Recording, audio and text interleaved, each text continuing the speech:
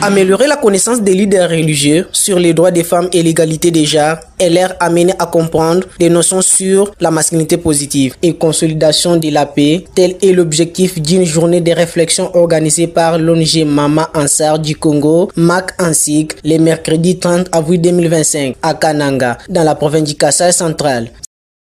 Cette journée a connu comme facilitateur le commissaire supérieur adjoint Emmanuel Badi Bangabilenga, commandant de l'escadron de protection de l'enfant et de prévention des violences sexuelles pour la ville de Kananga, qui a montré comment les hommes peuvent intégrer la masculinité positive tout en gardant leur place des chefs de famille qui ne met pas l'accent sur la domination et la dictature dans les foyers. Nous avons parlé de la masculinité positive. Que nous avons comparé à la masculinité hégémonique et nous avons ressorti le rôle des gens, nous avons parlé de l'implication des hommes et nous avons conclu par les 10 commandements prévus en ce qui concerne les conjoints dans la masculinité positive. Cette masculinité, il y a des attitudes et des rôles non couverts. J'ai axé fondamentalement mon exposé sur une étude comparative. C'est-à-dire, j'ai pris la masculinité positive, je l'ai comparée avec le verset, le chapitre du Coran qui venait d'eux-mêmes les imams. J'ai compris que l'islam est vraiment fondé sur la masculinité positive.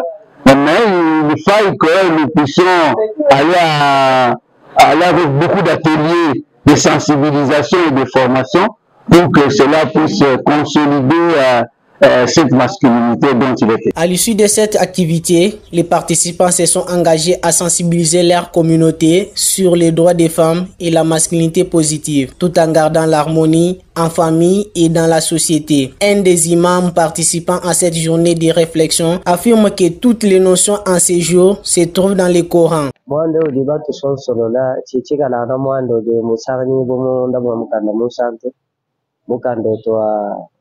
Cette affaire se trouve dans notre livre du Coran, comme par exemple aider la femme à des travaux et autres. Dieu nous dit dans les livres du Coran, au chapitre 4, verset 19, il est dit: ce qui veut dire, soyez en bon terme avec les femmes dans les foyers, c'est ça ce qui augmente l'amour. Toujours dans les saintes écritures de notre prophète Muhammad, il nous dit: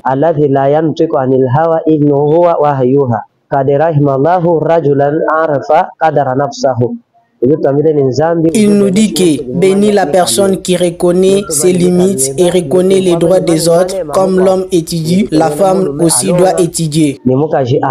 Cette activité a réuni environ 20 imams, leaders de la communauté venant des différents coins de la ville de Kananga, et c'est la salle de réunion de l'ONG MAC qui a servi de cadre.